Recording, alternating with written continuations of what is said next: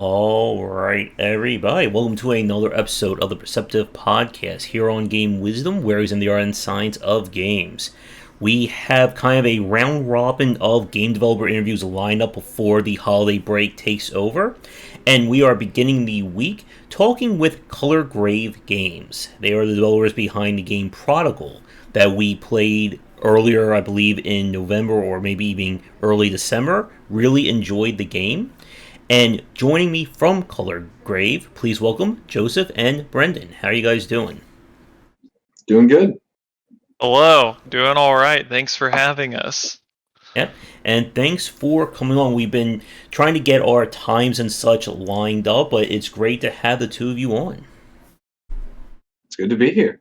hmm And for people tuning in, we played through Prodigal several times on stream. We did the 4 Pillar Challenge. I have a review up, and I really did enjoy the game, and it's going to be a pleasure talking with both of you tonight about it.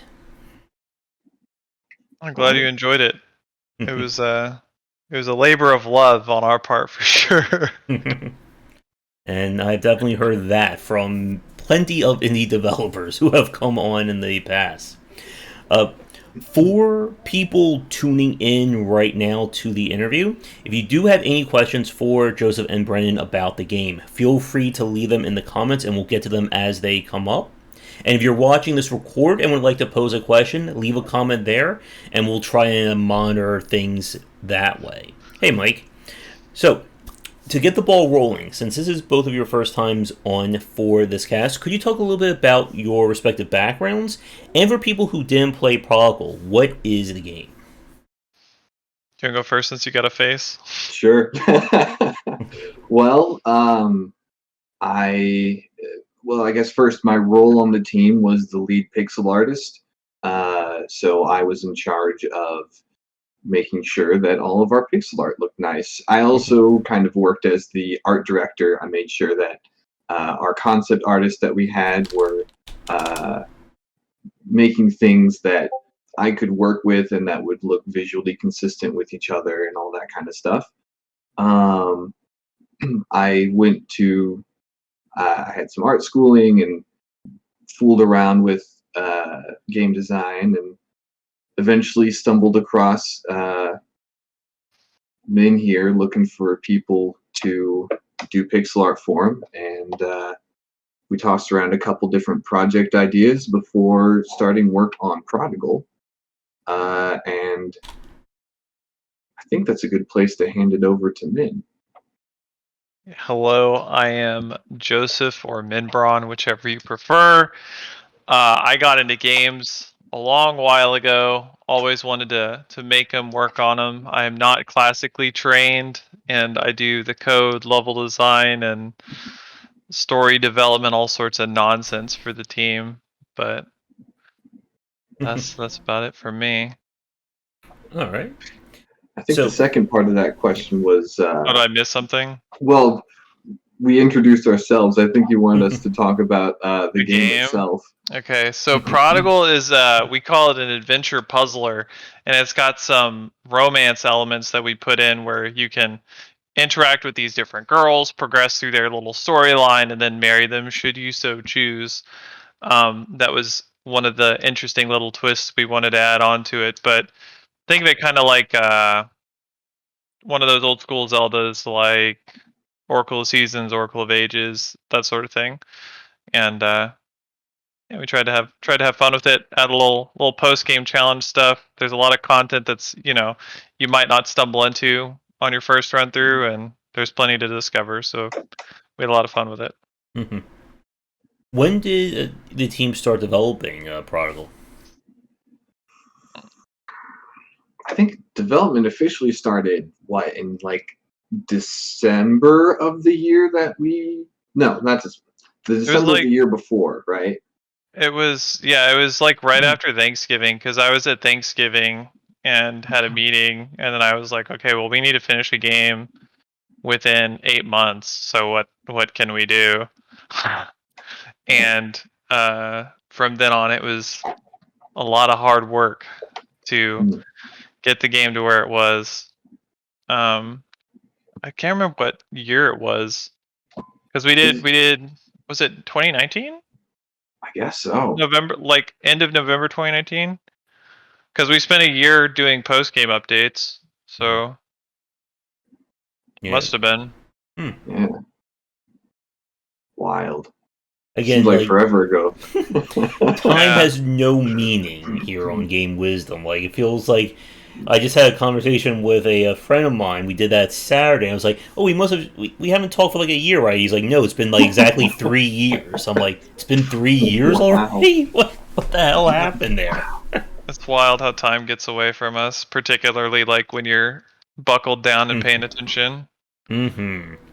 Yeah, and right now I'm writing my next book on game design, so time is moving ever so fast and slowly for me all at once right now with that. Yeah, it creeps along as you're working on the thing, but then you turn around, it's like, oh, there goes the whole year, I guess. Yeah, I mean, like, 2021 just started, right? It's only, February right now? Yeah, we thought we had plenty of time on Curse Crackers, and we're like, oh well, let's do a couple more things because this game's feeling pretty cool. We like this, and we have the time. And then suddenly it's December. We're like, oh, we're so in trouble now. This is bad, but that's par for the course. We did the same thing on Prodigal, except some of it was like self-inflicted. So all of it's self-inflicted all the time. What are you talking true. about? Everything is self-inflicted because we could all just be like, forget it. Sounds I'll go work a desk job. Peace out. Bye. That pretty much sounds like my day-to-day, right? Everything is self-inflicted with all this. So, where did the concept for Prodigal come from? Like, what made you guys want to make an adventure puzzler? Well, initially, when I met Lou, I was working on a Metroidvania title that was far too complicated for me to be working on as like my first project. And I had artists in and out and in and out, and it was very difficult to make art look consistent, all this other stuff. It was just a mess of a project. I was working on it for like a few years. It was bad. And then sometime during that, after I think I was before I met Lou, or was it after or before when my grandpa died? Do you remember? It was before because I didn't. You told me it had happened after I joined. So Okay. So my grandpa died in the middle of working on that, and I was like, I can't focus on this stupid Metroid tech game. I hate it. I don't want to work on this. And I just started fiddling around with this other project. I started making this like Zelda game because I wanted to play Oracle of Seasons, but I had no way to play it, so I was just making my own version of it. And when we had this moment or the meeting with Lou and Scoot later down the line, where it's like, well, we have to make a game in 8 months. Here's all the prototypes I've ever made, all the games that I've ever done, and they were like, that one could work. We could do that one. That sounds good. So, and now here we are. So is Prodigal like as like your studio? Is that like kind of like your first fully released game, or did you work on other titles in the past? I have technically one other game out, but I'm not marketing it. I don't look at it seriously. I made a game called The Box, and it certainly looks like a person's first foray into making a game, and it was more of like trying to figure out how things worked. What do I like? What is my position in this type of development scene? And then after that, I went right into Xenocyte, which was a huge mistake, and I still have to finish that game when we have the funding to do it. But we'll get to it. We'll get to it. Yeah, we'll do it one day. But this is our first like team game, which is how I'm treating it. Okay. And on my end, similarly, this was the first like released game that I'd ever worked on. I'd done some stuff for some fan projects. I had a couple people who commissioned me for some freelance work every once in a while, but mostly it was just small stuff, and it didn't really go anywhere. So this was my first project that I first was on a team that I really liked, and second we finished something. Everybody was serious about getting this thing done and out the door and out into people's hands. Mm-hmm. Yeah, and like with Prodigal, there's certainly a lot of ways we can kind of begin talking about the design of it. I guess I guess this question probably for Joseph first.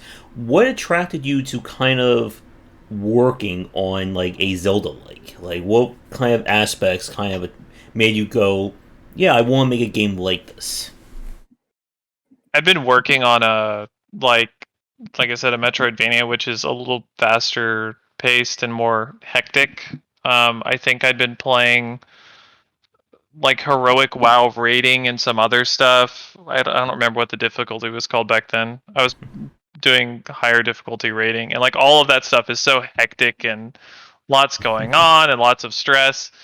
And I just wanted to do something simple and 4 directions, straightforward. This does this and this does that. There's no like obscene complications or like micro mechanics. Everything's straightforward and legible, and you can look at a room and be like, I know how this room works. I know what that barrel will do. So that was kind of my motivation to make like a Game Boy inspired game, because it was something simple. And at the time that I made the prototype, it was a really distressing time, so it was nice to have something simple and straightforward, because everything else was like up in the air and confusing. So So you didn't want to add like double jump and a movement tech to a product, right? No, and yet somehow our speedrunners found movement tech, so here we are. Yes. As they Well, heck, that doesn't even factor in all the crazy stuff that we considered during the development of the game, like jumping ramps and stuff like that. Oh yeah, we considered a lot of stuff once we were like, okay, this is the project we're gonna make and finish in this time period. We considered a lot of different mechanics and wild, weird things, but we wound up where we wound up, and I'm pretty pleased. One story that I tell a lot is this goes back to what Lou just said of like we thought about having jumping ramps and all sort of stuff. We had a lot of stuff in this game when we were making. We had a lot of items, we had a lot of different mechanical things, a lot of extra enemies, and we had 2 months left on our deadline. And I called a meeting at like midnight or something. It was literally like midnight, middle of the night. And of course, all of them are up because they're all night owls. Vampires. They sleep during the day while I'm working. And I'm like, hey, so bad news. The game sucks and I actually hate it. I'm going to trash everything and just restart. So like I threw away all the code, all the design. I like kept the dread hand, but like all the other items, I was like, okay, your days are numbered. You need to show me your value, or I'm gonna delete you. And I reduced down to 3 items. We took the overworld and made it like, I don't know, a sixth of what it used to be, probably. Much smaller. Yeah, and I think it's probably more like a sixth or an eighth of what it was before. It was huge. That was a very stressful time because there was a lot to do. I had to do like all those dungeons over and all the bosses again, and it's interesting that you said that, because one of the things I commented on in my review while I played was that the game felt very tight in terms of the content. The fact that you only had 3 distinct actual power-ups or active use items. And it's interesting that you talk about how it was going to be so much more, and you just decided, cut it, gut it out there. And I think that is a very important lesson for developers and students like watching, that sometimes it is better to remove stuff if either A, you're not sure it's going to work, or B, it's just going to create so much more work for you that it's going to go way beyond the scope of your time and, of course, your money. Well, fortunately, we'd already done the work to do all of that stuff when we deleted it. So it was more of like an addressing, how the game would play for the player. Because at the time, I was the only person really with time to test the game. So I was spending hours and hours playing it, sitting there and being like, this is garbage. I don't like playing this. This is terrible. So. Well, there was also, we realized partway through that even though we had cool ideas for these items, most of the time we would have to create like weird, unique problems for them to solve in order to justify their existence. And that's one of the criteria we used when it came to cutting things, and that took probably about half of them off the board already, because we just didn't have a use for them, or there was like overlap with a much cooler item like the big hand, the rust knuckle. That sort of took the place of like a bomb, because originally we were thinking, oh, like you could use dynamite or something to blow open, big rocks or something. But why would you do that when you can punch them with a big fist instead? That's way cooler. And I guess for both of you then, how did the team decide these are the 3 items we want to keep for Prodigal? I'd say a lot of that was probably on Joseph. Because he spent the most time playtesting it, he kind of gave us his opinion on it.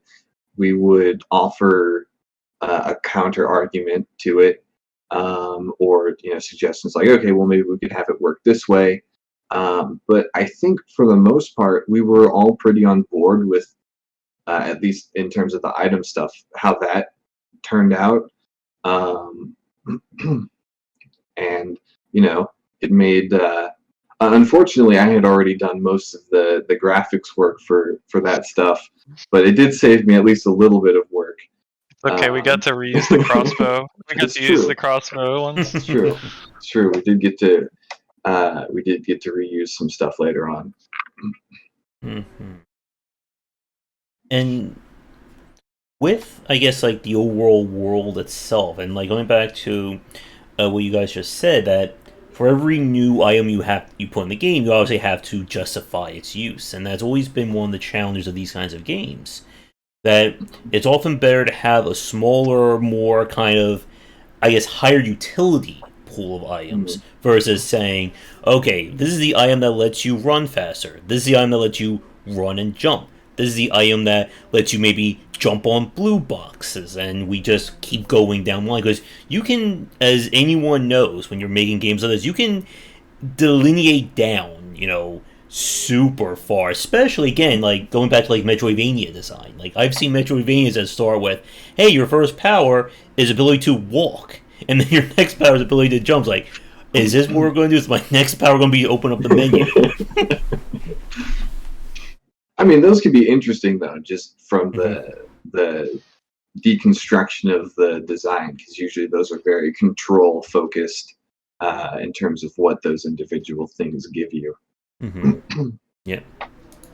So with, I guess, the overworld itself, this may be kind of jumping the gun, because we are going to be talking about kind of the post support for kind of like the back half of our chat, but did the concepts that were kind of cut from the original kind of scope of Prodigal, did that find their way in with sort of the post-game stuff that you guys did? So, there's kind of 2 parts to that answer. The first part is specifically with the overworld. We kept the main areas that we wanted to include in the game. At least the majority of them. We always wanted to have a town and the docks, and we always wanted to have the graveyard and the factory and stuff like that. Basically, all that happened was we just took them and squished them closer together, and that actually worked out a lot better because it made things make more sense and feel better. In our original iterations of the overworld, we had a separate town and the docks, and they always felt like they were too close, just comparatively. Why would you have this little town by the docks and then have this one further in? What's the big deal? And how do we separate that out and keep people from just going straight from one to the other and blah blah blah. And then with the second part of that is, yes, a lot of our extra stuff that we made, specifically bosses and we were pretty good with our enemy usage. I think there's only one. No, there are two enemies that I can remember off the top of my head that didn't really get used. One of them is in the game, but it's only in the arena battles. And the other one just didn't get used because it was too specialized. But which is a shame because I think it was my favorite of them. It was Yeah, like I a think there were little. 3. It wound Was up it being three? 3. Okay. Yeah, we had the crocodile, the wolf, and Oh yeah, the Grelin the wolf was shaman. cool too. The wolf was cool. But we did use the shaman because that exists. Did we? Yeah, you put it in the arena. Remember? No, that's the lich. It's got the little bony boy. I don't know then. Maybe I don't know. I guess the fall to that is something that I'm curious about. In the original version of Prodigal with the larger world, were there enemies like in the overworld itself, or did I was just curious about that because it was weird to me that it was only one of the few games where the overworld was just just all about exploration as opposed to having enemies spawning and wandering around there. So originally it was separated between like the old Zelda way where you had the tile sections basically. And so you would have sections of that are like in town, so you're safe, there aren't any enemies. But once you went into tiles that were outside of that, there would be enemies and other nonsense. But once we reduced stuff down and suddenly skeletons were pathing their way into the town square, things felt a little awkward. Maybe that doesn't work quite right. We also we were having a hard time like figuring out how to make the overworld encounters feel meaningful and interesting and still keep the dungeon encounters feeling meaningful and interesting. Like the combat in the game isn't very complex, especially once we reduce down the items to what we had. So it would have been difficult to have made those feel worthwhile and interesting to engage in and not just an annoyance. Yeah, and given like after the redesign, when you have so few items and so few additional things to worry about, just having enemies show up just to be there probably didn't make that much sense. No. Yeah. So one thing that I definitely want to touch on, there's actually a lot I want to touch on, but one other aspect, like regarding the gameplay, that I think fits here is the actual dungeon designs themselves. Again, going back to the concept of Prodigal being an adventure puzzler, that there's definitely a lot more puzzle elements in Prodigal compared to I think other Zelda likes, even to just like Zelda itself. And I know we were talking about the ice cave, some of the challenges of moving around there. Can both of you talk a little bit more about coming up with the puzzle designs, or even just the general puzzle philosophy that you were aiming for with Prodigal? I think that's going to be Min. He did, or Joseph. Sorry, he did most of the level design work. So I think he's going to be the best one to answer this one. Did anyone else do puzzles, or was it just me? I think we might have commented on them and helped you tweak them, but really, you were the one who went through and set up the rooms. You kind of like did a mad dash in like 2 months to design all the dungeons. Redo all the dungeons. The way I was thinking through things was kind of the old Mario philosophy of introduce mechanic in a crib so that someone can learn it without killing themselves, preferably. And after that, you escalate a little by little. I had this messy as can be spreadsheet, which all of them have seen, and it's a nightmare to look at sometimes when I start on a project. But like, that was my organization. Was like, okay, with this dungeon, I'll introduce this, and the enemy first introduced here will be here, and the first puzzle piece will be here introduced to then escalate throughout the dungeon, and then after that, I can reuse that part in these dungeons. So it was kind of thought through like that, where I would piece by piece introduce different parts of the game within a decently enclosed environment and build on the complication. were the dungeons that are in the game now, were they all like before you decided to like cut a lot of the content and remove a lot of those active items? Were they like relatively done, or did they have to be altered after you I decided to redid spray down? everything, Okay. every single room, every single dungeon, all of it. Because part of the problem, something that I really hated, was I did some puzzles that were like ridiculous. Like in post game, there's a puzzle called the crown puzzle, and it's an example of a really ridiculous puzzle. But something I don't like about it is you can't see like the whole thing on one screen. But it's kind of fair since it's like intended to be big tier have a bad time puzzle. It's not intended to be like oh well, here's your little challenge for the dungeon. Like that's supposed to be like a boss basically. It's a puzzle boss. um so I before there were a lot of dungeon rooms that were puzzles that were that big, so you couldn't see the entire puzzle before you got cooking on it, and you'd make a mistake early before you could see the rest of the room and be like, oh, that's cool, I have to restart now. And like I had no way of correcting that or knowing that I couldn't do that. So one of the bigger things I did was trying to create a separation between what I called break rooms, action rooms, and puzzle rooms. And puzzle rooms, I tried to make it locked to you have to see the puzzle entirely before you can start. So a lot of those are generally just like one static section of room, and then the quote adventure rooms are more like, you'll have a little puzzle or a little thing here and there, but you have enemies running around and you're trying to avoid hazards, stuff like that. So it's more of an exploratory section rather than being the fixation on the puzzle. Mm-hmm.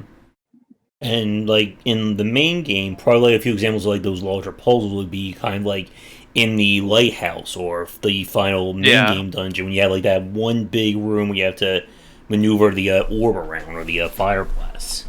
Yes, which I will admit that I broke my own rule on that one. Of if I did a big puzzle like that, I didn't want you to be able to like completely ruin it for yourself, which makes more sense for the crown puzzle being at the end of post game. But for the end of lighthouse, I'm still kind of irked that there's a way to brick the puzzle and then you have to reset the room. But it is what it is. You also you messed with that one a lot too, because there were some parts where you had to have really tight timing in one of the earlier iterations. Yeah, it was bad. Yeah, so we got that fixed. Yeah, there was a puzzle. I forget where it was. I think it could have been in the volcano area, or maybe in another one where you have to like hit the switch. So like as the ball is like moving around, you have to like kind of lower the pillar in one part and then hit again when raised up in another part. Yeah, and the volcano. Yeah. That's all right. We showed how to solve that one in the trailer, so So, with the combat of the game itself, as you guys said, like the combat system is definitely more on the basic side. Like this is not Dark Souls level, like super advanced kind of combat tech. Were there iterations of Prodigal that featured, I guess, more complicated combat, or did you kind of settle on this combat system relatively early? There was. We had skeletons that had shields and no shields, and armor and no armor, and so you would use the lariat to rip away their shield, and then if you could punch them, you could hit them. If they had armor, you still had to punch them to break off their armor with a rust knuckle, and then you could actually start to hit them. There was a lot of stuff like that, and it was kind of annoying. It wasn't. It also wasn't the focus of our game. Like we're not going to sit here and try and compete with like all these action indie titles that do a great job with their combat, and that's the focus. We were putting a lot of more focus on like story and puzzles and the world building that we were throwing out there. So the combat was intended to be its own smaller challenge, not to be the focus. Mm-hmm. Which again goes back to kind of the Oracle of Seasons, Ages type thing. Mm-hmm. Which I think wasn't Seasons the more combat oriented one? I don't remember. Yeah, Seasons was more combat oriented, and Ages was more puzzle oriented. Okay. Yeah. I think that's actually the one Game Boy Zelda I did not play. Was that double? Really? Yeah, Oh, that's like the best one too. I did play Minish Cap, but Minish yeah. Cap's good. hmm Uh, sorry. Oh no, go ahead. You have any? Oh, I was just gonna keep waxing, you know, about the Game Boy Color Zelda games because obviously, you know, we took a lot of inspiration from them in terms of visuals and color and stuff like that. I, in particular, played a ton of those games. I'd never beaten them, but you know, the way that they used their colors and just the overall look of things really stuck itself into my mind. And in fact, some of the tiles in this game are from an earlier personal project that I started on and never finished. Um, that was, you know, kind of Game Boy Zelda inspired, and ironically enough, had a uh, main character who wielded a pickaxe as one of the weapons. So weird how that worked out. I guess another combat-related question then, with the boss designs of the game, like most of the bosses definitely fall more on the puzzle side. You have to either use the item or wait till they kind of reveal their weak point before you can actually do damage. I think the only, I guess, like quote unquote combat-heavy boss in the main game would probably be the final fight, which is far more active, far more dodge focus, and I guess with those designs, what was kind of like your thought process for bosses in a game like Prodigal? Uh, Most of the time, we would try and think of a cool mechanic that we could use, and then we would try and think of something in that area or like something that would fit in that area. Sometimes we started with the idea for a design and tried to figure out how to make that work. So one example of one and then the other. So for coming up with the concept first, the rat boss, the one with the rat in the bottle, um, that was one that we had the concept of where we wanted it to be something that kind of rolled around and you had to punch it into spikes and stuff. It was an Uh, armadillo it because we were was an trying to make things armadillo. Western. Yeah, it was an armadillo originally because the setting had a bit more of a Western twang originally. Um, but then we're like, all right, well, he's like in a kind of an alchemist's lab, sort of sewer kind of place. So what are we going to do with it? And a mouse in like a bottle. That's what I came up with. And the sort of opposite, where we had the design first and then had to come up with mechanics, was the volcano boss, the lava one. There was an old drawing I did. I want to say it was like 2016 or 17, of like this big lava skeleton who was like coming up off the ground. He's like, oh! And that's kind of what we used for inspiration for that one. All right. I guess in terms of difficulty, then, like as you guys said earlier, like combat wasn't supposed to be like the main focus of Prodigal. Did the bosses have to be like retuned or changed in terms of difficulty design? I mean, the all the bosses, like the whole game, comes with its own like difficulty tuning through the buffs, which our objective was to make the game where people could feel like they could comfortably complete it if they put in the time and took advantage of the advantages that were afforded to them through the buffs or the upgrades and stuff like that. So a lot of the bosses, like if you watch a speedrun, they two-shot them or something stupid. It's hilarious. But with the tuning, I don't I don't really remember any that we tuned heavily other than the last fight. I was going to say the last boss had a lot of tweaking just because there was all that stuff flying around. Yeah, we fiddled with that one a fair bit. I think everyone else felt pretty good. I think Yote's undertuned. But that was on purpose because he's the only boss that you can't modify the difficulty yourself by getting buffs since you're not able to go to a shop. when you're in that dungeon. So everything else I felt pretty good about. Yote being the one-eyed Big Yeti guy. thing in the Oh iceberg. Yeah, and I guess that brings up another question there about the boss themselves, because that's something like don't remember from the original Zelda, at least not that much in terms of being able to buy the various food items. You have the 3 different shops, at least in the main game, that you can get those different buffs from. Where did that approach come from? I don't remember.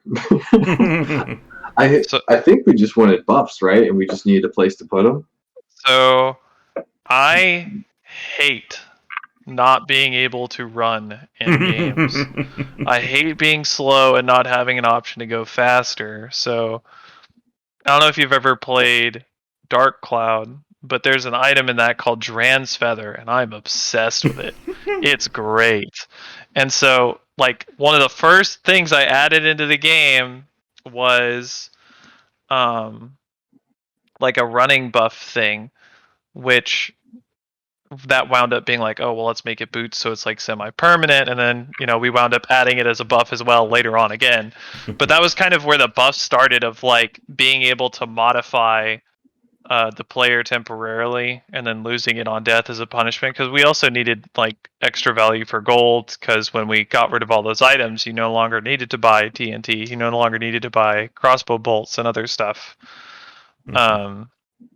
So a lot of that kind of upgrade and progression in regards to like the boots or the pickaxes and stuff like that was a lot of trying to reward the player for things that they're doing and to make things that they might be having trouble with a little easier. And I think Joseph and I are covering the same cloth in that respect of needing that speed buff in all of our games. Yes, Dran's Feathers, glorious. Dark Cloud 2 should have had it. On that note, there was actually a point in development where you could stack the speed buffs. You could go, instead of like twice the speed, you could go 4 times the speed. Yep. I have a recording of running at that speed, and I have Green Hill playing in the background to it. It's very appropriate. It ended up being a little bit a little bit much. Yeah. I mean, you would run off of cliffs. We had one person that was like streaming the game, and they kept like running because you use the triggers to turn on and off the running, so you have a lot of control with it. And he kept running off of cliffs and be like, I'm going too fast. I can't control this. I'm like, just walk. You have the power. No one's making you run. But like with that example, you were stuck. You were zooming and you couldn't turn it off. You were just going. So if you got to like one of those parts where you have to like carefully go across a bridge, you were just taken off. You're gonna have a bad time. It was hilarious. But it was on top awful. of that, we were also going to put in like speed boosting floor too. So you would have been. Yeah, I really wanted to go fast. You can tell that I played a lot of Sonic as a kid because I just wanted to zoom. Is that where the buff came from that removes fall damage? By the way. Yeah, that was what used to be the run one. It became the fall feather. Because I definitely needed it a lot, even with the ×2 speed. The fall feather is a gift. Mm-hmm. It's a good item that everyone overlooks. Mm-hmm.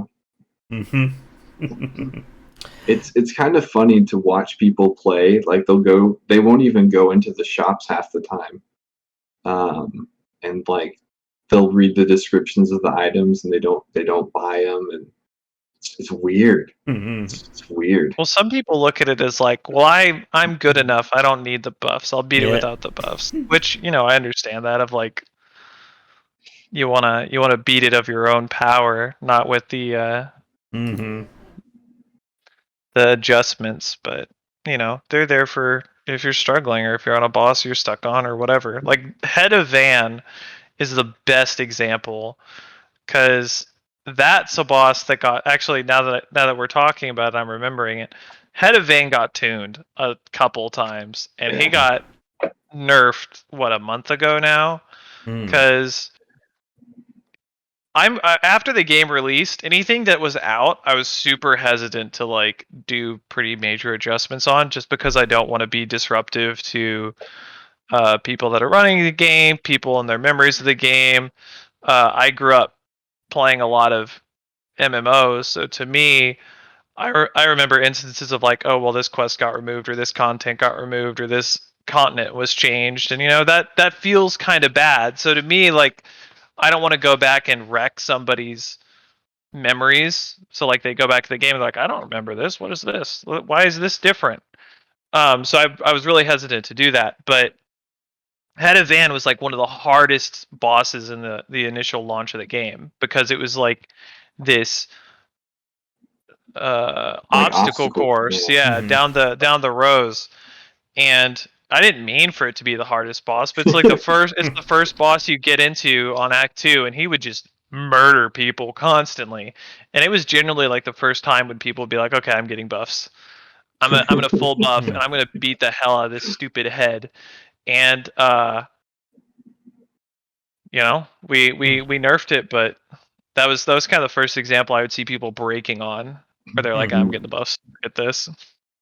Man, I don't remember the fight being too difficult, but again, I just played the game about a month ago, so I probably don't have the knowledge of that version.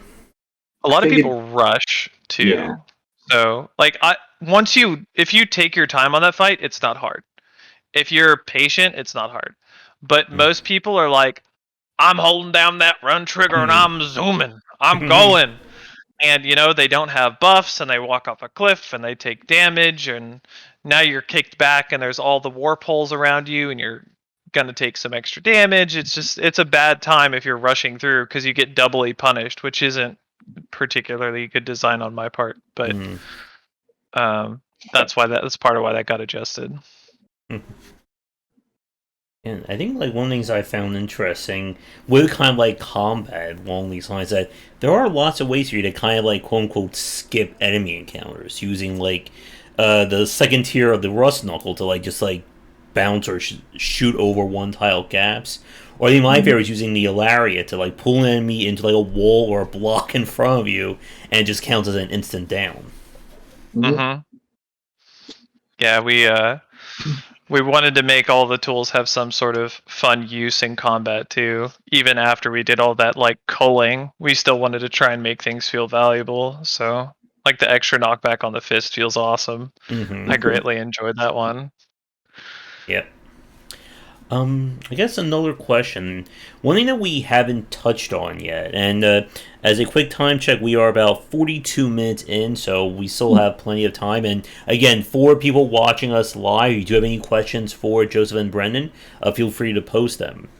But one thing that we haven't touched on yet that I definitely want to kind of expand on here in the cast is the lore of the game. Because there's definitely a lot to this game for people who really dig into it. The various books that you can find, the Overworld, and even the stuff that you hint at throughout that kind of, is very much sequel-bait, I think, that you guys have planned. So I want to give you guys a few minutes to talk a little bit about coming up with the lore that you wanted for the game. You want to go first, or you want me to go first? You look like you're going to start. I'm not sure. I guess it's tough to say. I can speak about it in a general sense. Okay. We have sort of a general outline for how we want things to go moving forward. It's definitely very sequel baity. We wanted to give kind of some information about things outside of just what we're in Prodigal. And a lot of this stuff you'll see us start to kind of put into our future games as we hopefully keep going along. I guess that's about all I can really say. I know Joseph and I will often be in hour-long or 2-hour-long calls talking about lore stuff back and forth, seeing if something needs to be adjusted or trying to figure out something we hadn't accounted for, whatever. But the specifics of it, I don't know too much off the top of my head. So I'll let Joseph take over. So what are you specifically asking about? Like why we wanted to do the lore the way we did, or I what mean, inspired it? yeah, like what inspired, what like gave you the idea to, build the world of Prodigal around having a lot of this lore, very similar to Dark Souls, kind of being, on peripheral that you don't. It's not in your face, but it is certainly there for people who want to find it. So to me, something I think is really important for an immersive experience is to make the world feel more alive. Even if you're talking about things like that happened the next town over, that's something that's happening outside of your experience, which makes you think about, the world beyond your experience. It makes it feel a little bit more real, a little more interesting, just the same way as things that happened outside of your time, or in some cases after your time. It's something interesting that makes you think beyond what you're experiencing now, which helps to put you in that world. You're thinking about your position in it and where you are related to that event. um, I like world building. I've been doing it since I was really young. I started writing novels when I was like 16, and ever since then, I would just create and work on these two worlds that I had. And Prodigal's placed in one of those worlds, so I have a lot of that world building base that then Lou and I will go into some verbal blood sport to try and sort out and determine like what we want to stick with, what we want to cut and keep, and how we want to do all those sorts of things. But yeah, we get really excited about lore. We like to share it, and like Lou said, a big part of what we wanted to share was kind of an introduction to our universe that we want to tell stories from. So with our plans in the future, as he said, we're trying to hook into all these different storylines that we started, or uh, this world as a whole. So we think having that consistency and having things be connected is really cool and exciting, and lets people create little connections in their head and see, oh, well, this is related to this, and oh, I've seen this character before. I saw them in Prodigal, and they're here in Curse Crackers. That's awesome. What are they doing here? Stuff like that. Which is going to happen, by the way. We've already shown off some characters that were in or are in Prodigal that are going to appear in our upcoming game, Curse Crackers. So. Great, and I'm sure we'll talk more about that later on. Matthew asks, I know he is trying to work on game designs of his own. Did you guys have a design document that you came up with or you drew up for Prodigal? Oh no. Kind of. We have so with any project, it starts off with a absolute mess of an Excel spreadsheet. That's how all of them start, is a really horrible spreadsheet. And then we organize it, cut it down, sort it out, and about 1 week from the game being done, it almost looks respectable. I think the Prodigal one is pretty close to being respectable now. A year later, I think it could still use a little bit of work, but that's obviously not going to be done at this point. I used to do design documents. I know that there are like a bunch of templates and stuff out there like that, and some people work better that way. With us, with our timelines that we have, we can't really sit on our hands much. We kind of have to go by the seat of our pants and figure things out as we go. So the spreadsheet format works really well for us.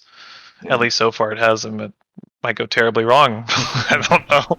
We're also small enough as a team where we don't need to have that information organized in a way where people from, like, say, a different department or something needs to be able to go in and see what we're trying to do as a whole. So as long as everybody on our team is on relatively the same page, we're able to move forward consistently. All right. But I mean, to clarify, we don't go in with no idea what we're doing. We'll have like the base structure agreed upon. Like for Prodigal, it's like, okay, we want to do a game that's kind of like Zelda, and we want to have relationship building aspects to it, and we want it to be puzzle focused.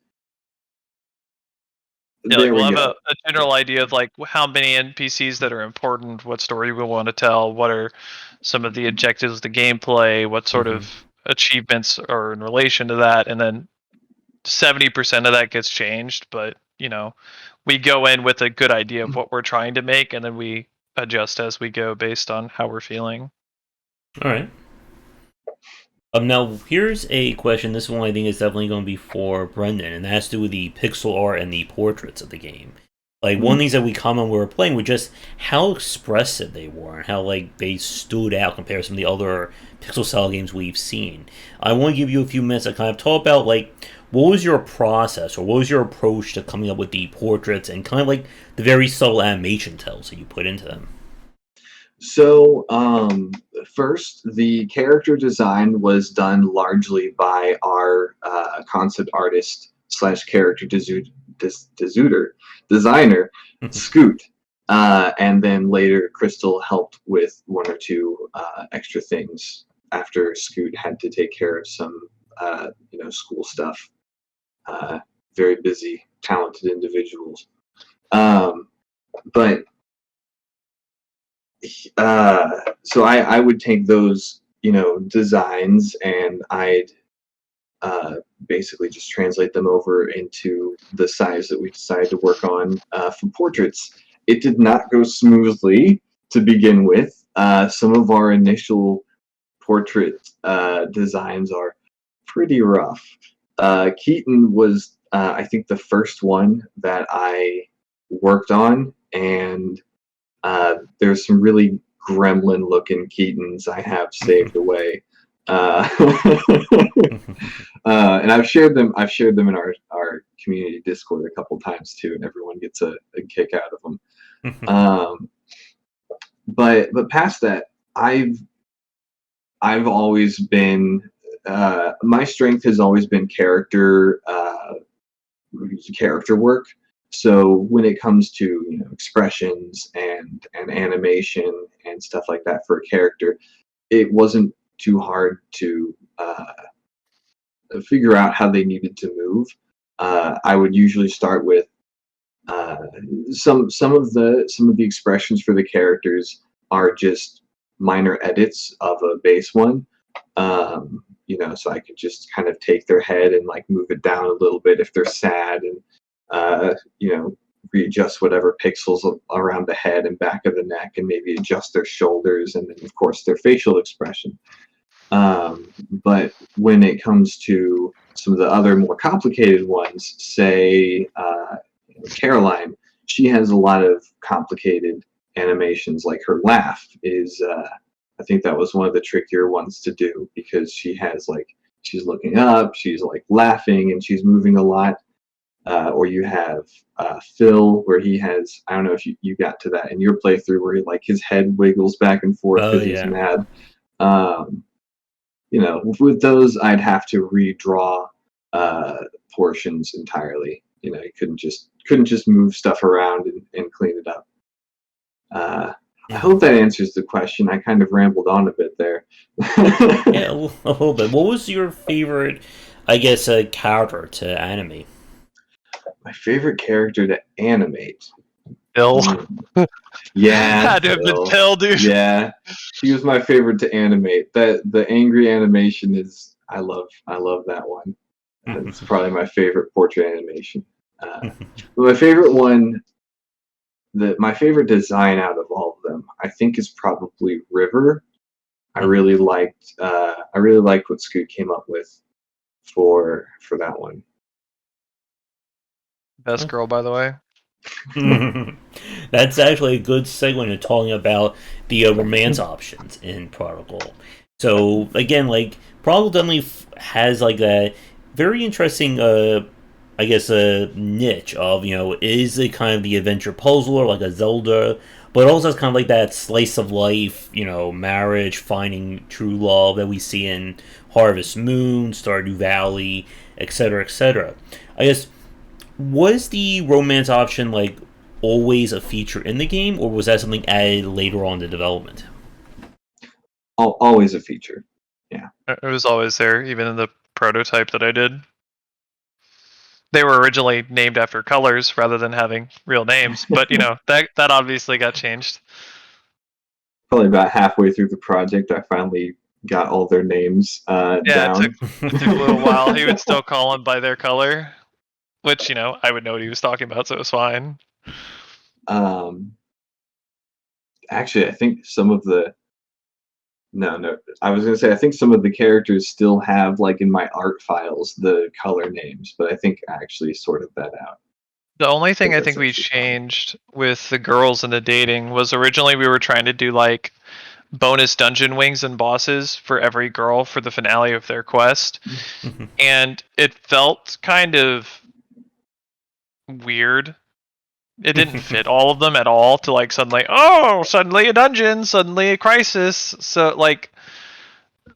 So we kept it obviously for some of them because it made sense, but then we tried to adjust all the other ones to be something that kind of fit better with their story. It fit better with like what was going on with them.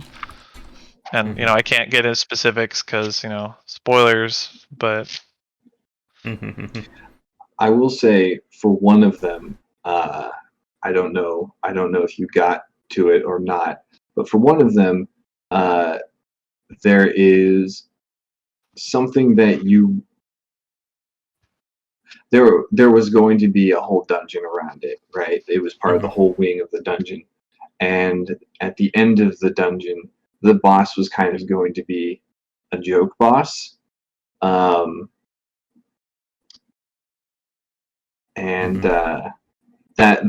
that joke still kind of is in the game, but there's no dungeon behind it anymore. I don't know if I got to that one. You need to tell me what you're talking about. I'm blanking. It was the joke is that the boss was already dead. That was yeah. Yep. Okay. Yep. I guess. So, like, with each character or each romance having like the different stories and such, I guess what was your? I guess again, obviously spoiling it. What was like your favorite character's story that you guys like to write or you like to write, or just like that overall plot of it? River was my favorite. I like the idea of like you made a mistake that was so bad that you're just kind of checked out on life, and then coming back around and finding your way into getting past it. I think that's cool, and I think a lot of people can empathize with that because we've all made terrible mistakes and done stupid things. I think my favorite character's story is Keaton. I've always been a sucker for the old childhood friend. She met you and now you're back and fall in love. It's like, it's cute. So keep it simple. You like your vanilla ice cream? I do like my vanilla I do like ice vanilla cream. ice cream too. I think for me, I have not gone through all the options yet, but of the ones that I have, I like Tess's and Rivers. Tess is another good one. Tess is definitely like either took over River when we added hers in, or tied. Because she's a pretty similar situation of like, whoops, I made a mistake. I don't want to live with this. What do I do? And for the fans watching this live or recorded, let us know what your favorite ones are in the comments too, because I'm sure it's going to be a very wide spectrum there. And if you don't have one, you can go play Prodigal and get one. Exactly. I will say that all the ones I play, my favorite kind of like wedding portrait or the wedding like reward screen is Tess just like sleeping. Yeah. Yeah, that was a joke that I don't remember. Did we argue about that one, or were we all on board when I was like, dude, we should show her sleeping? Or did someone else offer that? I think we were on board. I think it was because she wasn't originally going to, because she was one of the later ones. She wasn't actually part of the original set of marriageable characters. She was just an NPC, and we did a community poll where we were like, okay, well, which character that isn't currently a marriageable option would you like to have be romanceable, and that was a big vote for Tess. So we didn't have any wedding dress designed because Scoot did the wedding dress designs, and I think you just suggested, well, what if we just have her go to sleep? And Because I we didn't thought have that any was funny. time. Yeah, That was our first content patch, and we tried to do it like in like a month. yeah, it was rough. That was crazy. Nothing compares to Heroes Rest, but everything else was still kind of rough. And I guess to keep like talking about Tess, kind of like segue from there. One of the things I think, again, like going back to the overall world and lore of Prodigal, is that it does get fairly dark in terms of some of the storytelling and some of the themes, especially when you start doing the post-game content and some of the interactions there. I guess I always like to ask developers, especially when they do like stories like this, how dark did you guys want to go with it? Because again, like if you look at this game from the outside on the store page, it looks, very light-hearted, Zelda, adventure, marry people, have fun. But there's definitely a lot more disturbing stuff if you look for it in the game. I don't think we wanted to push too much further, did we? No, not really. Especially because for me anyway, I like characters to have a relatively happy ending. So it's anytime where things would have gotten too far, anywhere I thought we would have gone too far. It's like, okay, well maybe that's too far, and then we kind of walk it back a little bit. But we were okay with having some of the background stuff be a little bit darker, especially because that doesn't really impact the tone of the game overall. What we were mostly concerned about was having too much like tonal whiplash in what the ordinary player would experience. So we didn't want to have too many moments where like suddenly, oh, okay, this is really terrible now. When did this happen? What I thought this was a fun, kind of Zelda-y game. And we also didn't want to take away from the impact of sort of that middle part of the main story. When things take a turn.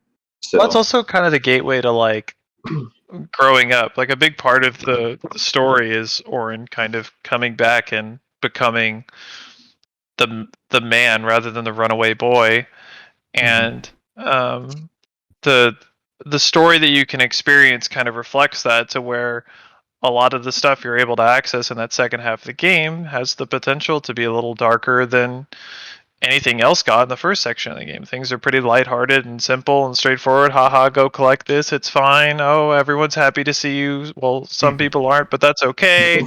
No one's that mad at you. No one's going to kill each other. Everything's fine. And, then you get to the second half and, you have a couple things that are kind of sad or shocking at the very least. Yeah. I guess we already talked about the characters, we talked about that. With like ending the main game, and again we'll talk more about the post game in the next few minutes, but with where you guys wanted to end in terms of the base game of Prodigal, how much, and as you said with the redesigning of the content, how much did you want kind of base game Prodigal to be in terms of content and length? Didn't we pull it off?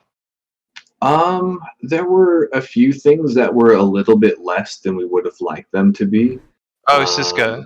Yeah, so Siska was one character who really suffered. Hugh too. Right. Yeah, Siska and Hugh. They both kind of suffered because of that, of the stuff we had to cut back on. Originally, we wanted Siska to be much more prevalent throughout the game, and the way that the designs and stuff, the design of the game overall changed, and stuff that we had to do, that kind of got goofed up a bit. Really work anymore. Yeah, it just didn't because in the big overworld, she was supposed to cause trouble and stuff. And so she'd be like a consistent nuisance to the player and block off what would otherwise be easy passageways into new areas and stuff like that. But so that was one of the things we were the most eager to reintroduce with the extra content, was some stuff for her character and for Hugh as a character as well.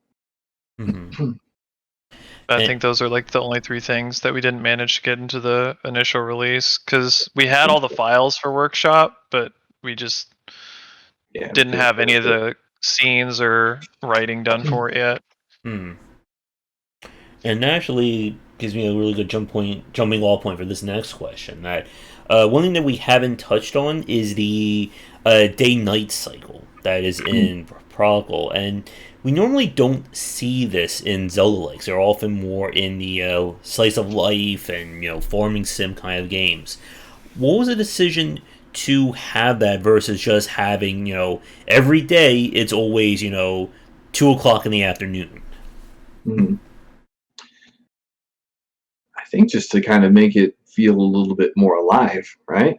Yeah, that was the same reason we put in the weather and stuff, was to make, every day is a little different. Sometimes you'll come out of the dungeon at a different time. Sometimes you'll wake up and it's starting to snow. Like, we have the progression of the snow where one day it's starting to snow, and if it continues to snow will build up on the ground. If it doesn't, then, you have overcast day and then things clear up. But a lot of that extra work put in was just to kind of, again, make the world feel a little more real and make it a more interesting experience. And one of the funniest outcomes of that is the classic game of Where's Lynn that we see people play constantly. We'll have streamers that are like doing small things like, Where's Lynn? Oh yeah. Yeah, she moves around more than anybody else in the game. That girl works hard.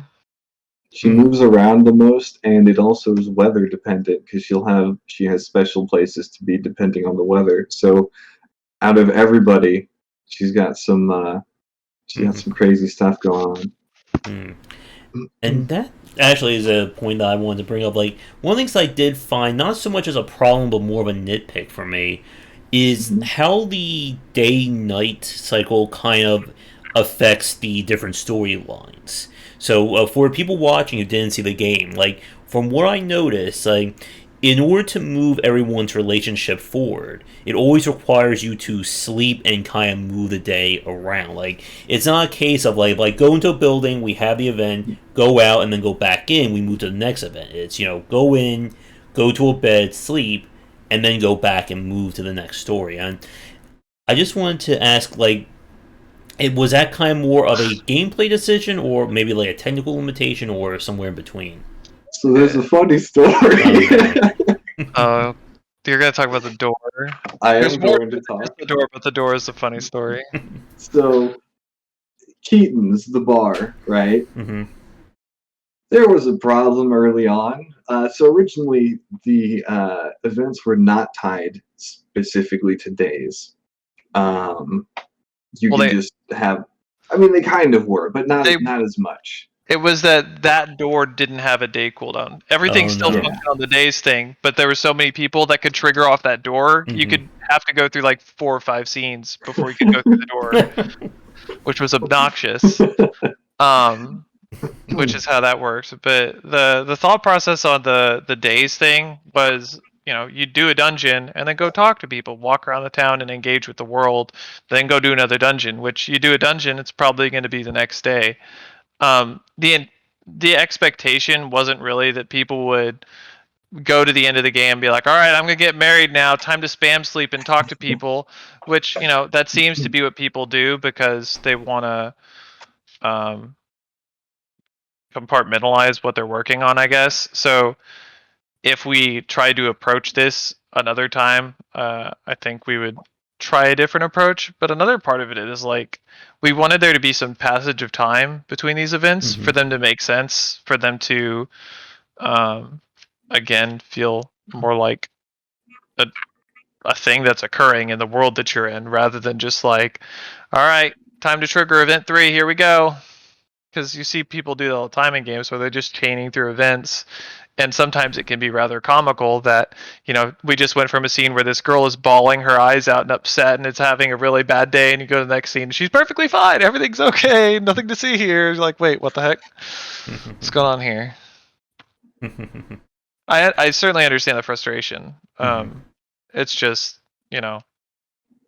we didn't have the time really to think about alternative solutions, but we also didn't realize until we saw people doing that there was a problem. No, what is it? No plan holds up to meeting the enemy in battle. Yes. Yeah. And speaking about kind of like things going crazy in terms of triggers and such, there's one that we didn't touch on yet that I should have brought up earlier, but I think we need to have a discussion about the small favor side quest to get the boots. And the kind of existential nightmare it can be of having to slowly walk to like every building in the town to get those boots. It serves a lot of purposes. It teaches you the different side characters that you're probably not going to run into otherwise. It helps you learn the layout of the town. There's a lot of little writing in there to help you get to know some of these people a little bit. And it's got the best reward in the game. Okay, like, gosh. And now we have the ham, so if you don't want to do it, you can just go buy the ham. Or you can get the ham and then do one small favor with the... That too, speed up your favoring. That is a good point. I did not think about that as I was talking about. But again, gotta go fast is the perfect reward. Yeah. It was also kind of like the day-night cycle event things. We didn't necessarily intend people to go through it all at one time, because you can certainly stop any time that you want and go do something else. You don't know, especially if you're just playing this game for the first time and you don't know anything about it. You don't know that there's running boots at the end of the quest. You don't know what there is. So it's just kind of something there, at least the intention was, to reward the player for interacting with all of the people in the town and getting to know them. I'm trying to think.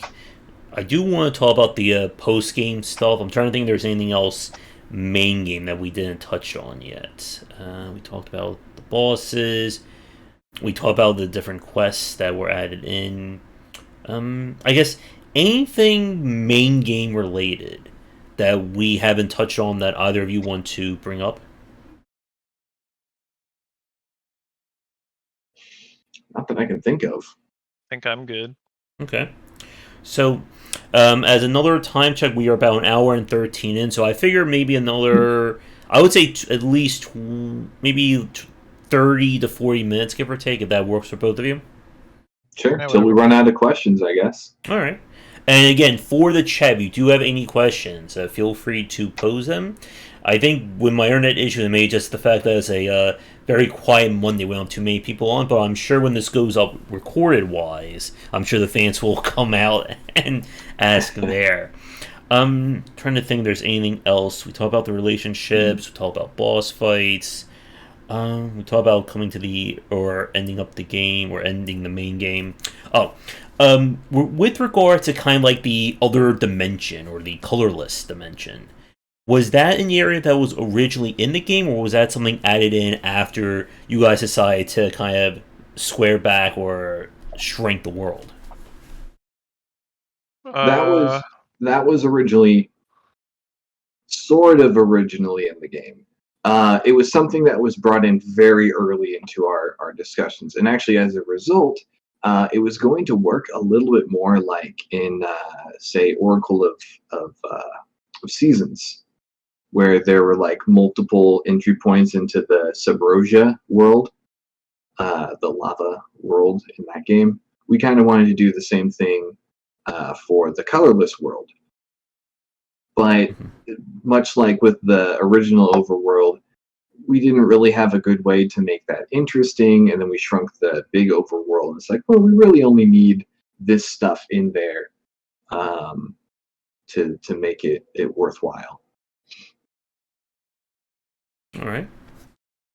So, I think with that, let's start, or let's kind of move into kind of like our final part for our cast, and it's like more about the post game. So, for the people watching this live or recorded, we're going to be getting into, I would say, somewhat spoiler-related territory. We won't be talking story, obviously, but I do want to talk at least about the design and the decisions around the post game content.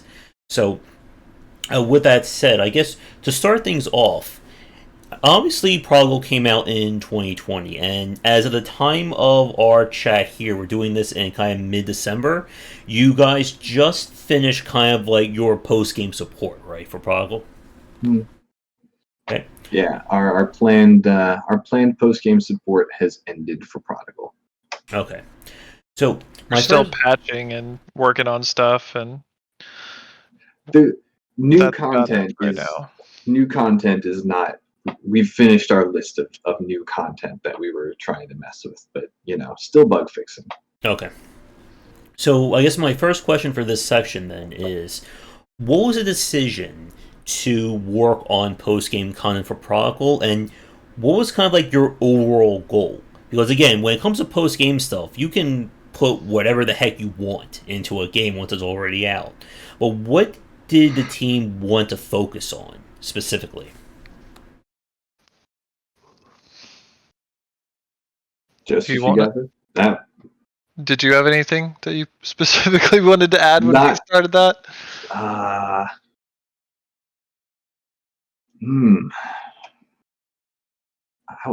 think I was mostly concerned with tying up any loose ends we still had in the story. That was a big part for me, was the story loose ends. The things in the world that were like locked doors or objects that you could interact with that, were cut because we decided not to use it, but it was still nice decoration or whatever. I wanted to address a lot of that. I also, obviously we made the base game pretty easy, especially if you're buffing. So I also wanted to do stuff that would provide challenge. So, for example, the 4 altars, 4 curses, stuff like that. We wanted to give base content that was already a step up from the base game, and then we also added those additional difficulty triggers so people could really go wild and challenge themselves if they so choose. So a lot of it was that. I think the thing that probably excited Lou and I the most was like story stuff that we got to delve into. And we got to reuse a lot of the boss stuff that we had to cut originally, and it was overall a good reuse of some of the stuff that we wanted to do. And I definitely want to touch on the difficulty modifiers too during the section, but before we get to this, one question: with the post-game related content, after you kind of officially start Act 2, when you get back from kind of the frozen dungeon, you fight the Yeti, is that, like, everything that kind of unlocks from that point on, is that considered, like, post-game stuff? Like, when the woman comes who's trying to deal with Crocodile, and... That's technically... So there's 2 separations. There's post-game, and then there's, like, extra content. I guess would be the term for it. So there's additional dungeons that can be accessed once you've reached Act 2 if you've beaten the game before. We wanted to not have it be available otherwise, because we had people that would encounter it early and then suddenly they're in a high difficulty dungeon. They're like, wait, what the heck is this difficulty spike? What's going on? What have I done wrong? And so we have that extra content that's gated until you've beaten the game once. So by then we would guess that you have a good idea of what you're doing. And then once you've beaten the game on that file, you've unlocked the post-game content, so you can start progressing through all that sort of stuff. The dungeon that unlocks the second tier of the Rust Knuckle, was that main game or was that post-game? That's accessible as soon as you enter into Act 2 if you've beaten the game before. Okay. Hmm. With, I guess, the approach then to adding more post-game content, there is definitely, like, if you're playing the game going from the main game to the post-game dungeons, like Crocodile's second dungeon, Siska's kind of Dr. Wily fortress in the northwest, there's definitely a step up in terms of the overall difficulty as well as the overall complexity. The thing that definitely, again, dealing with the gotta go fast nature of the game is when you have the glass key challenges, where you have to transport the key and any damage, you have to go back and pick it up. How much harder was the intent with the post game stuff? Because again, as you said, like, it's really meant for somebody who's already been in the game. They know how to use these items. They know how to fight these enemies. I think a lot of the post game, particularly with the Crystal Key stuff, can be pretty rough. And like you said, that was like mentioned earlier, that was sort of the intention with it. A number of them were nerfed after release, so we got a good bit of player feedback on some of them. I think Workshop took some nerfs. Backroom took, I think, 2 or 3 rounds of nerfs. That one got nerfed a lot. That was probably, those two are probably the killiest dungeons in the entire game. I mean, to be fair, Even now. the original version of Backrooms, you pretty much just made out of spite. So. Oh yeah. So we have a very active and fun community, and I love them to death. And when the game came out, I got roasted a lot for game too easy. And then we had our first content update, and it was the haunted house, and I was like, this one's harder. It's really gonna get you. And then they would beat it in the night and be like, wow, dude, this is easy game, haha. So, out of spite, almost. Well, friendly spite. Definitely spite, friendly spite. I made Backrooms, and that place was evil. So it has been adjusted according. And it suddenly wasn't just people that I was interacting with in Discord and having fun with. They weren't the only people engaging with this post-game content. We have some new streamers stumble into Backrooms and start just going bananas because that place was mean. It was unreasonably mean. So I feel like I've adjusted a good bit of the game back to where it's new player friendly, even if it's still a markup in difficulty. Let's see. So, with the new bosses and some of the new challenges, what was the team's favorite, I guess, new boss that you added in? Oh gosh. Do you have one, Lou? I'm trying to think about which one it was the most fun to animate and work on. I have 2. I can't pick between the 2. I like the Wraith and Shadow Orin. Those 2 are awesome. I think the Wraith, the goat thing with the scythe, that one was probably my favorite to animate out of the post game ones, because we had some of the animation for it done already, since it was a previously cut boss. Yeah, it was one of the date bosses. Yeah, it was.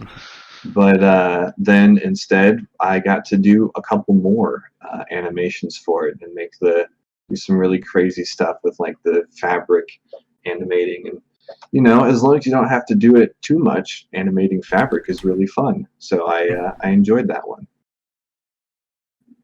All right. So it's time to talk about the difficulty modifiers, because this is something that I find very fascinating with Prodigal. So, as you guys mentioned, when you beat the game as part of kind of your post-game support, was adding in more difficulty modifiers. So, in the game right now, you have the 4 pillars, you have a chaos run, and then you have the 4 curses. Is that right? Yeah, 4 altars, not 4 pillars. altars. But okay. Yeah, same idea.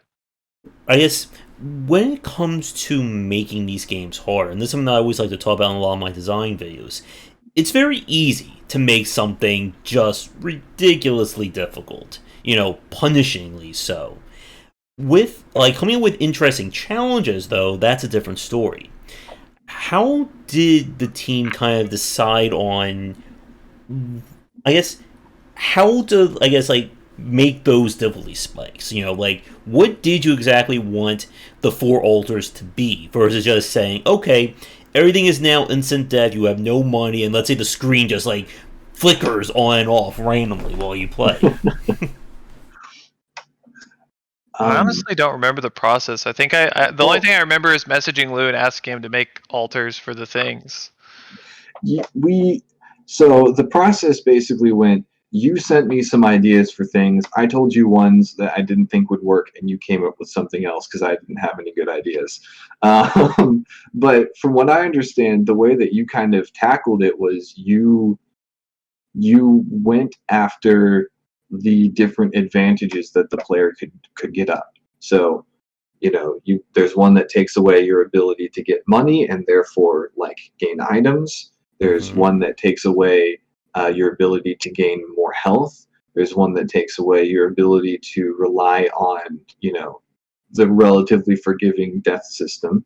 And then there's the one that takes away your ability to just take things slowly because you've got that thing that comes after you.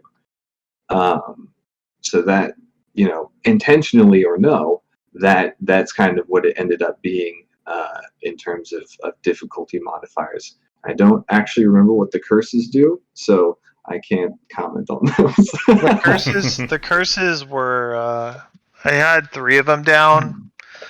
And I showed, we have a guy named Soda Machine who is a great speed runner, fantastic community member, as all of our community members are. And I sent the curses out to a couple people. I was like, all right, what do you think of this? Because I know Soda likes to have challenging content and really struggle through something difficult. And he pointed out one of them as being garbage, and I was like, yeah, that's true, that is pretty bad, and gave me the suggestion of doubling the projectile speed, which that one's been a real treat to watch when combined with the others. The curses are ×2 projectile speed, one-shot KO, you can't buy food buffs or any other kinds of buffs, and then you can't equip gear. So it's, once again, you have 2 of them that are addressing player upgrades and player power opportunity. You're locking the player at 1 damage, so every boss suddenly becomes dangerous because you can no longer just 2-shot him. You actually have to fight him. And then the one-shot KO means you have to do everything flawlessly. It also activates all the 4 altars. It disables the permadeath because that was awful to have on at the same time as all this other stuff. That was a step too far. But and we also give you the running boots because going through the whole game without running boots is and going through the terrible. whole game where the projectiles are now twice as fast, and you're stuck at walking speed would be pretty miserable. Yeah, I mean, even with running with the double projectile speed, the last boss is really rough. Oh, and yeah, I think can imagine that. I am told there are only 3 people that have beaten it so far. I don't know if anyone's beaten it in the past couple days, but our third person, Ayoto Corp, beat it just the other day, and that was a great stream. It was like almost up to 200 deaths, and just suddenly beats it, and there's yelling and screaming, and yeah, baby, yeah, I'm getting 5 guys, and it's gonna be great. It was a good time. It was a great stream. I don't think I'm going to be good enough to do 4 curses, but again, doing the 4 altars, that was certainly and that was the second time I did it. The first time was all off stream. So many one-hit aways from if I didn't mash escape to reload the game, it would have been tragic. Yeah, it can get pretty spooky. So here's a question for both of you then. Given the 4 different ways of making the game harder, taking them away from the player, what were like your personal favorites? Whether from just a punch in the gut, or just like from tweaking the design in that respect. I like the smite one. I thought that was a cool idea. Like, you can't sit still for too long. I think that's my favorite out of them. I think I really like the smite too. I think the smite's so fun. And something else I think is cool about the altars, at least, is we hooked both of them into the lore, but the way that you're directly angering gods and how what they're doing to you is kind of related to who they are and their individual personality. So I just thought that was really a really cool touch, and that made me really like the Ram smite the most, I think. Yeah, I think the smite one. I think what I like about it's so subtle in terms of just how much it can really screw you when you're playing. Catch you off guard. You zone out for just a second, and then it suddenly smites you. Oh gosh, it can be mean. Like, I don't know if you noticed this when you were watching me doing the 4 Pillars run, but at one point I had to get up from my chair and close my door, and as I was sitting down, I noticed the smite icon over the camera. Like, I didn't show it, but I was like in my head screaming, "Oh God, move!" Yeah, you get a lot of "oh no" moments with that smite, and it's great. And yeah, and that's always like my fear when you get like those civilian modifiers that it doesn't seem that bad on paper, but then it's just like, oh my god, what the hell did I do to myself putting this thing on? Yeah. It reminds me a lot. I played a Lobotomy Corporation. I don't know if you heard of that game. It's kind of like an SCP management sim, and it has like you choose what things you put into your base that cause trouble, and it's just very much an entire philosophy of, oh, it doesn't sound so bad. And then it just completely gets down to stories, and it's like, why the hell did I do this to myself? Did you, out of curiosity, look at the unlocked background for doing a 4 altar run? Yeah, the gold star.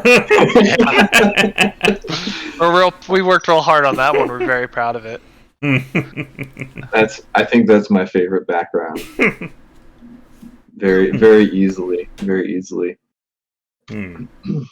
So with like the post game stuff, I know the Rust Knuckle gets an upgrade. So does the hand. What was like keeping with like kind of the minimalism of having the 3 active items? How did you decide what you wanted to then upgrade and give these items like multiple utility or additional utility? Sorry. Both of them were what the upgrades for them were originally.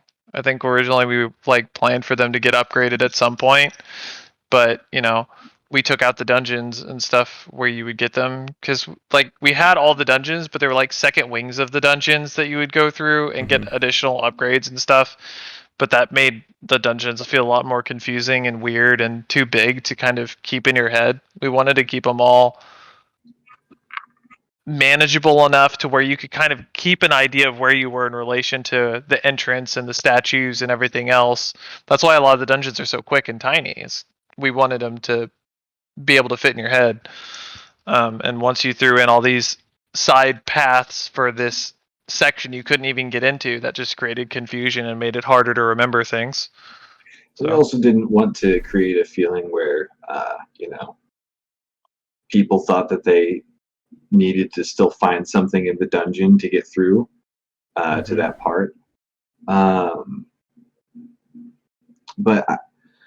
the upgrades were something that we had already talked about, and of course, the lasso doesn't get an upgrade because it's already the best item in the whole game. So. Yeah, it's great.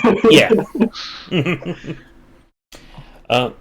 One thing that I didn't ask in the main game, so it just popped in my head, was the library. Like, you can talk to the library and she always gives you a hint. Was that something that was in the game from the start, or were there issues with people being confused that you wanted to have kind of an in-game hint system for? I think the only thing we adjusted on that was we made the text from Bolivar saying, "If you ever get lost, go and talk to her," and made that bright blue. And then with her, we made her text when you talk to her, "If you ever need help, talk to me," in bright blue, because gosh, we have so many people that'll sit there and read the text, and then they'll play for 5 minutes and be like, I don't know what I'm supposed to do, and there's nothing to tell me where I need to go.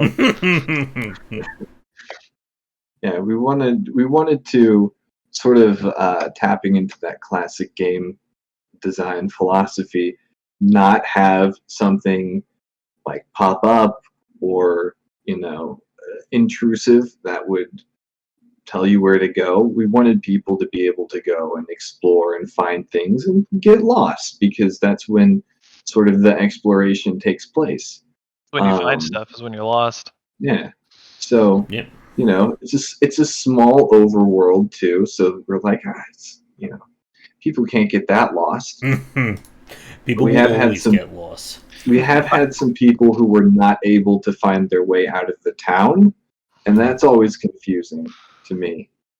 We've had some very upset people, and then I also certainly had to defend the hill I was choosing to die on within the team, because it's a seemingly simple change. Just add a quest log, just put a quest log, which there is a quest log in the game. Don't worry, everybody, it's there. You just don't know where it is. But I think back of like WoW, right? So original WoW, you get a quest, you read the quest, and you're like, okay, where do I need to go? Okay, I'm in the world. This is where I need to go. I need to figure this out. So like you're immersing yourself into that situation. Whereas like current WoW, pick up quest, look at minimap, go to dot, do thing that says on dot. Okay, like you're never really engaging or investing yourself in the world or trying to figure out the context of what you're supposed to be doing. You're just following arrows and pointers and blinking lights, which that was something I was dying on that hill. I didn't care how many times people argued with me or like pushed me on it. It was like, nah, I'm not doing it.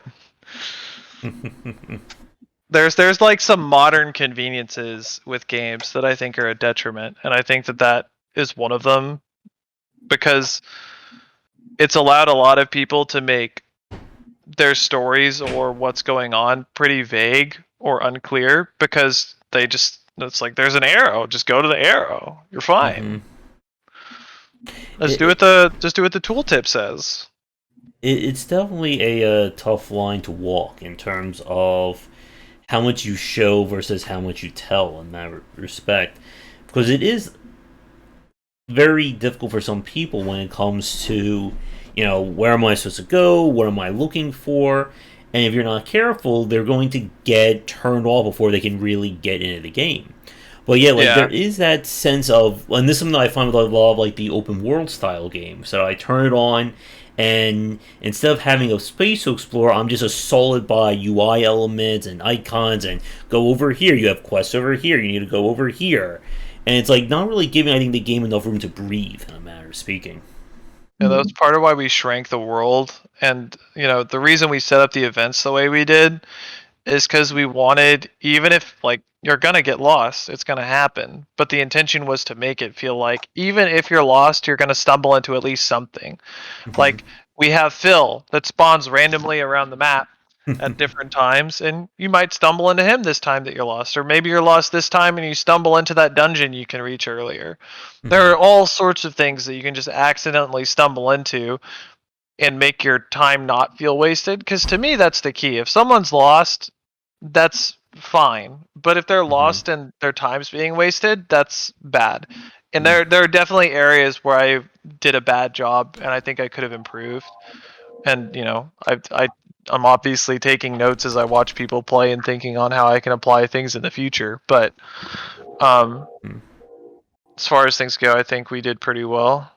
The post game's pretty bad, but we I hesitate to use the excuse of we didn't have a lot of time, but I don't know. That was another instance of like I was hopeful that it would use the same mentality of like people get lost and they stumble through the events and like the story happens around them, but the problem was there wasn't enough other things to be doing during the post game that you were doing that. You needed to go to the next event to continue the post game. So it was trying to use the old philosophy in a format that didn't really work. So That was the main problem there, I think. All right. Yeah, and I think I haven't really done a post game run. Yeah, I tried a little bit with my chaos run, but it started to get a little weird in terms of where what items were showing up. Obviously, so I do need to go and try and get that one all wrapped up. I guess in terms of, again, like once again, getting back to kind of like the length and the pacing of Prodigal, that the base game, it goes to, I think, a reasonable conclusion with you being Bolivar and kind of setting up a lot of the elements for the sequel. With kind of the Hero's Rest and the post game, again, like how far did you guys want to take it in terms of length? Again, as we said, you just wrapped up post release support, and that was a year's worth of development. We didn't want to go too much further. Mostly, like we said, tie up loose ends, integrate some plot stuff that we had to leave by the wayside originally, and give more concrete setup for the future stories that we wanted to tell. If you haven't done post game yet, I don't want to spoil that for you. But yeah, it was supposed to be, kind of an ending cap on the whole thing to kind of let us move on to the next thing. I think the only thing I regret us not being able to do is the Frontier. Yeah, we'll get to it. Oh yeah, we'll get to it. It just that's the only thing that I think we didn't get to put in, and I'm like, darn it. Everything else is there. It's all cool. Big fan. The mining minigame where you can go into the mountainside and you're just like mining, trying to get down to the bottom. Is that main game, new game, or post game content? Because I'm not sure like where that fit in my run. Technically, that's I think that's just open for anybody. Yeah. But it was added after the initial release of Prodigal, but anyone can access it and get into it and do it at any time. It was intended to be an alternative way of getting money, so that people didn't do what they were doing of just resetting rooms and hitting rocks. Try to make it more of a fun little thing.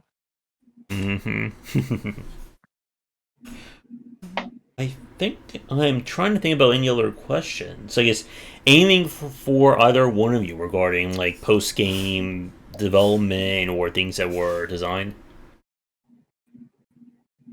I'm sorry. What was the question? Anything else in terms of topics regarding the post game that we didn't touch on? I think I was a little bit hard headed in trying to do stuff like the old way of, how a lot of the older games it was pretty vague and you had to stumble your way through it by just experimenting and just randomly doing stuff, talking to people and checking places. I think like the Hero's Rest section of post game gets a little bit to that degree, which I regret a little bit, but other than that, I think everything else is good. That's all I really have to say about post game, unless there's more questions. I don't think I have anything to say about post game. I can say that at the end of it, once we had gotten all things done, I was glad not to be still working on the same project again. Yeah, we were both pretty wiped. I think we both did like 2 or 3 days of like barely sleeping to finish it in time. That was really rough. The last 3 days leading up until the deadline. That was awful. Yeah. I would never do again. 0 out of 10. He says after, well, you weren't part of that, but I did pull that all-nighter for the one trying to get that. I mean, I was up and doing stuff too. I'm not doing as many all-nighters. I'm just not sleeping as much. Yeah. So remember, kids, game dev is bad for your health. There we go. Sleep.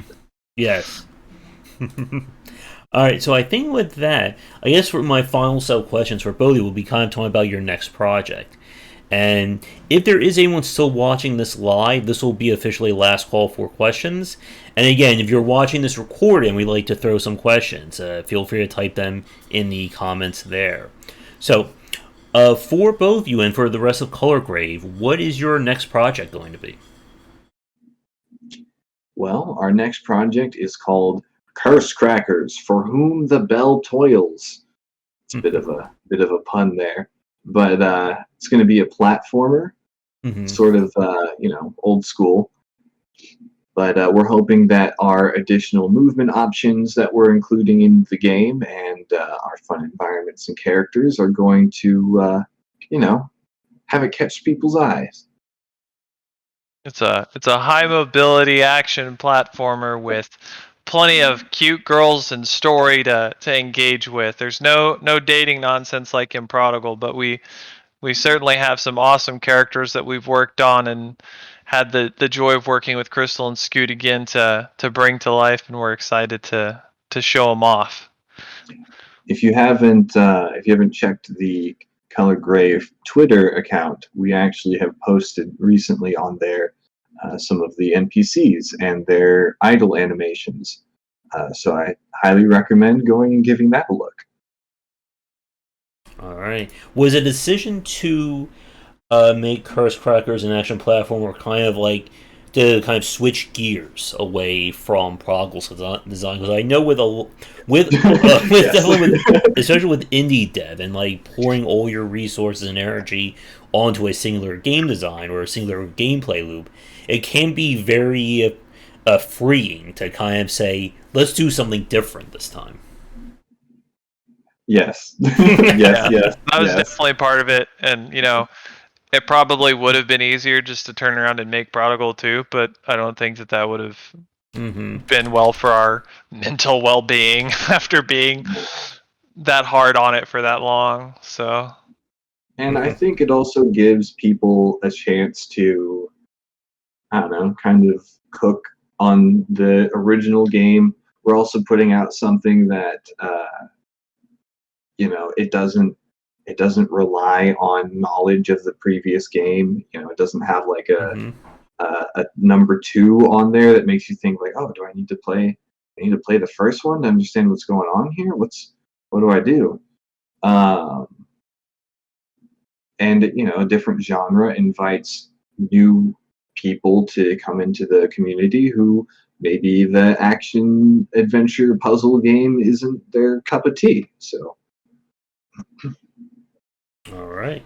And I guess in terms of like action platformer, are you aiming for kind of more of a combat focus, or is it going to be more like jumping and movement tech focus? It's not so much combat. Well, there's going to be plenty of enemies for you to bonk, but it's not going to be like, oh, well, we're doing combos and all this other stuff. Bell is a acrobat with a sentient bell companion that you will throw and bounce around and bash into things, and you can jump and bounce off of enemies as you can in many of other platformers. You can kick slide into them. So there are plenty of ways to dispatch your enemies, and some of them are immune to certain attacks while others are not. But I wouldn't say we're doing any sort of like combo combat system that's wild. It's taking inspiration from stuff like Kirby and taking it up like a few notches, let's say. Yeah, we I'm at least very much in the philosophy of it's more fun to kill things in one hit than it is to hit things a bunch of times and then they die. Much rather knock things around and move through a room more quickly, or try and avoid hazards rather than sit and press buttons for 10 minutes. All right. I guess I don't think there's anything else. I guess, do you guys have any tentative dates yet for Curse Crackers? We're aiming for the end of February. Yeah, we'll see what happens though. We'll see what happens, but we're pushing for it. So Yeah. All right. So I think with that, anything else regarding Prodigal, Colorgrave, Curse Crackers, like anything at all that we didn't touch on that either one of you want to discuss? Well, I guess heck, if you enjoy the game or want to stream the game or do whatever, let us know because we love tuning in to streams and videos of the people who try out our stuff. Come check out our Discord community.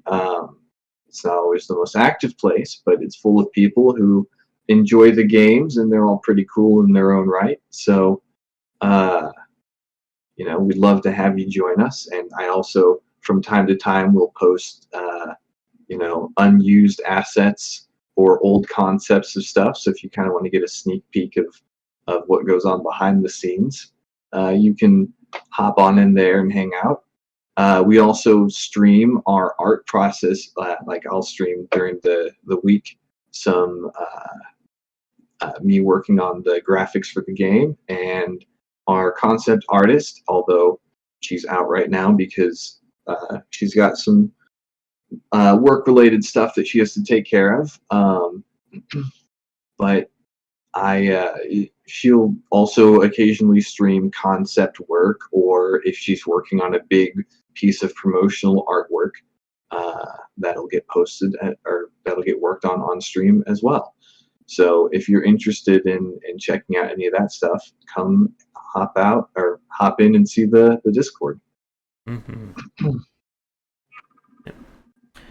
Sounds good there. And yeah, definitely looking forward to checking out Curse Crackers. yeah, we're pretty excited about it. We're looking forward to getting people's hands on it. We took it to a convention and got a lot of great response, and lots of people had fun with it. Our community's really hyped about it. Oh my gosh, we're so ready to get it out there. We have a bit more work to do on it. So, and I gotta ask, is there going to be a speed boost or speed upgrade in Curse Crackers? there is a run button, and you don't have to you don't have to do a small favor to get them. So, you can just run right off the bat. Think of like the original Mario. You just put down that B button, and you're zooming. You're going. Now, I think the thing with Curse Crackers that's going to be fun is it's going to get kind of into that Sonic territory where you can go slow and have a pretty safe and comfortable adventure, but if you want to go fast, you're going to be in a lot more danger because you're running into things faster and more likely to fall off cliffs. So it's good. I think watching people speedrun this game is going to be crazy. Yes, it does. And especially again, like with Prodigal, you wouldn't think a game like that would have like speedrun tech and speedrun elements. But yeah, we found a few of it during our stream. I know you mentioned a few of it while you were watching. So again, speedrunners will find everything and anything in terms of game breaking stuff. Well, not even just game breaking, but just finding the way to optimize the tools that they're given in the most optimal way possible. My favorite is getting the upgrade to the Rust Knuckle very early, and then I can skip all those puzzles. Why need to make a gap? I can just punch my way across. Right. Yeah. Some of the things you can skip once you've beaten the game once are pretty nice. And I think something I'm happy about is being able to pick what colors you turn in order to beat the game. You don't have to do Castlevania the Magma Dungeon. You can just do other stuff, which is fun. Oh, nice. I just did like as much as I could, so now I need to get back and finish the post games and say I've officially wrapped up Prodigal there. Yeah. See all the content. Yep. I think there's a fan wiki out there that our community's put together that might help you in your looking to complete post game if you get stuck too. So. Yep, and to a child's comment, there's definitely a very a healthy community for Prodigal, and I don't think they're watching this live, but I'm sure once this goes up and recorded, we're going to get a lot of comments from them. So I hope so. So I think with that, I know we brought this up, I think, during the For Altars play, but right now Prodigal is available, obviously, on Steam, and you guys are, I think, say that you're trying to, or you're planning on releasing to other platforms? We'd like to when we get the time to sort out all the technical stuff that is involved with that. We don't have any concrete plans right now. It's something that's it's on our list, and hopefully we'll get to it, but there's no guarantee or any proper date for it. All right. So I think that we are just hitting 2 hours. I think this is a great time to wrap things up, but it has been a pleasure talking with both of you tonight. Definitely Likewise. best of luck with no, thank you. Definitely best of luck with Kurtz Crackers, and if you guys are free in the future, we can certainly do a follow-up cast. I hope so. This has been fun. I've enjoyed it. We'll definitely do one for Curse. Yeah. That'll be fun. All right. But thanks for having us on. Not a problem. So my final question then for both of you is, do you have anything you'd like to say to the fans to end the cast on? You guys are awesome. Thanks for supporting the game and being so awesome. You guys are rad. We're working on something to try and show our thanks and give back, but we don't know when we're going to announce that, but we're working on it. So look forward to it. You guys are the best. All right. And yeah, I'm curious to see, like, when this goes up record, all the favorite relationship comments that will probably come up in those comments. Yeah, for sure. The hotly debated best girl debate. There always is. Like Persona 5. All right. Well, Joseph and Brendan, thank you again for coming on. Best of luck with Curse Crackers. And yeah, I'm sure we'll definitely be talking again in the future. All right. Thank you. Thanks a lot for having us on. All right. So for those of you watching this live or recorded, we are going to end things here. As always, do all that liking and subscribing people tell you to do. If you are, there's a Brendan sliding down there. I needed to do that too. But you needed to do the peace sign when you slid down, like peace. Yeah. I should have done it like the Terminator, like yeah.